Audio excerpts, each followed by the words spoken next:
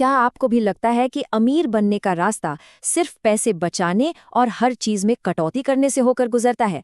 आज हम personal finance की इसी आम सोच को चैलेंज करने वाले हैं रमित सेठी के एक बहुत ही पावरफुल आइडिया के साथ।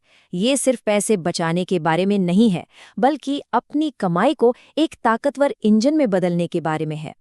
ये एक लाइन सब कुछ बदल देती है।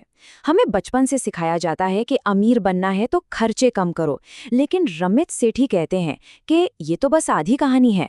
असलियत ये है कि सिर्फ कटौती कर करके कोई अमीर नहीं बन सकता। अब देखिए, इसके पीछे का मैथ्स ना बहुत सिंपल है। जरा सोचिए, कोई अपने खर्चों को कितना कम कर सकता है? एक लिमिट है, मतलब 0 से नीचे तो नहीं जा सकते ना। लेकिन कोई कितना कमा सकता है?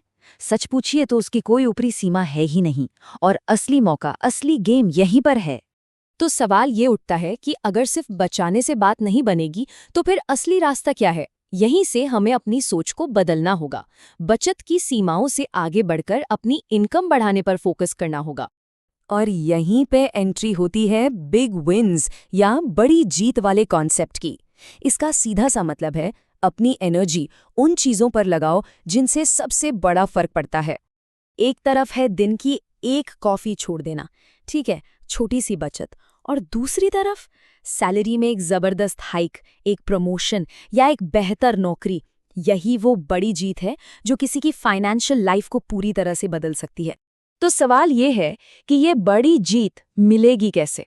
इसका सबसे पावरफुल तरीका है नेगोशिएशन, यानी मोल भाव। इसे अक्सर एक टकराव की तरह देखा जाता है, लेकिन सच तो ये है कि ये करियर ग्रोथ का एक बहुत ज़रूरी और सच कहूँ तो एक एक्सपेक्टेड हिस्सा है।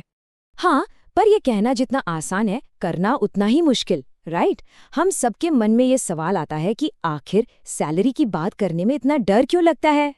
और ये डर बहुत असली है। कोई ना कह देगा तो क्या होगा? कहीं लोग हमें लालची न समझे, या फिर बेकार में बहस हो जाएगी।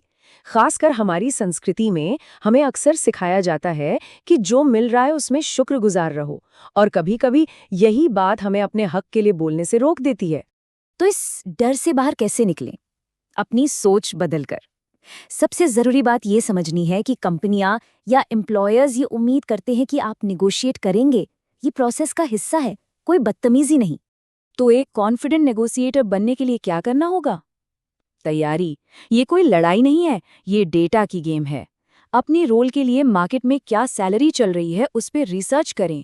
आपने कंपनी के लिए क्या क्या अच्छा काम किया है उसकी एक लिस्ट बनाएं, और फिर पूरे कॉन्फिडेंस के साथ अपनी बात रखें। चलिए अब एक और बहुत ज़रूरी बात पर आते हैं।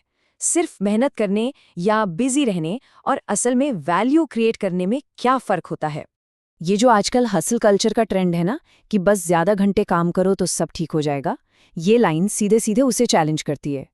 रमित कहते हैं कि इससे फ़र्क नहीं पड़ता कि कितने घंटे काम किया, फ़र्क इससे पड़ता है कि उन घंटों में क्या इम्पैक्ट क्रिएट किया। इसको ऐसे समझिए, एक तरफ है वो इंसान जो बस काम के घंटे गिन रहा है, टास्क पूरे कर रहा है। दूसरी तरफ वो है जो प्रॉब्लम सॉल्व कर रहा है, जिसका काम कंपनी की बॉटम लाइन पर असर डालता है। किसी की इनकम इस बात पर टिकी होती है कि उसे रिप्लेस करना कितना मुश्किल है। तो कोई इतना वैल्यूएबल बनता कैसे है? एक कॉन्सेप्ट है स्किल स्टैकिंग। मतलब किसी एक चीज में दुनिया के बेस्ट बनने से अच्छा है 2-3 स्किल्स का एक ऐसा कॉम्बिनेशन बनाओ जो किसी और के पास न हो। जरा सोचिए, एक ऐसा टेक्निकल एक्सपर्ट जो अपनी बात को बहुत अच्छे से समझा भी सकता हो, वो तो कमाल का एसेट है। तो चलिए अब इन सभी टुकड़ों को जोड़कर एक बड़ी तस्वीर देखते हैं। ये सिर्फ अगली सैलरी हाइक की बात नहीं है, ये एक ऐसा करियर बनाने के बारे में है जो आपके सपनों की जिंदगी को सच में फंड कर सके। एक अच्छा करियर बनाना एक मैराथन है, कोई 100 मीटर की दौड़ नहीं। करियर के शुरुआती सालों में फोकस सिर्फ सीखने और नए नए स्किल्स बनाने पर होना चाहिए। फिर कुछ सालों बाद अपनी इनकम बढ़ाने के लिए सोच समझकर नौकरी बदलें, और धीरे धीरे आपका ये यूनिक स्किल सेट आपको टॉप रोल्स तक ले जाएगा। अच्छा, और साइड हसल का क्या?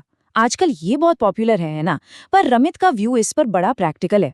वो कहते हैं कि अक्सर अपनी मेन जॉब में ही इनकम बढ़ाने के ज़्यादा अच्छे मौके होते हैं।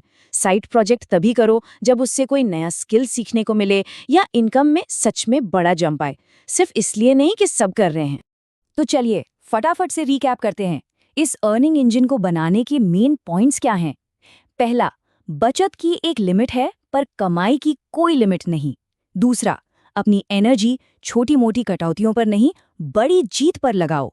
तीसरा, निगोशिएट करना एक स्किल है, उसे सीखो। चौथा, सिर्फ बिजी मत रहो, वैल्यू क्रिएट करो। और हाँ, हमेशा लॉन्ग टर्म का सोचो। और आखिर में ये एक सवाल है जो सोचने पर मजबूर कर देता है। क्या हमारा फोकस सिर्फ खर्चों को मैनेज करने पर है या फिर अपनी सबसे बड़ी संपत्ति यानी कमाने की क्षमता को बढ़ाने और मैनेज करने पर? इस पर सोचना वाकई ज़रूरी है।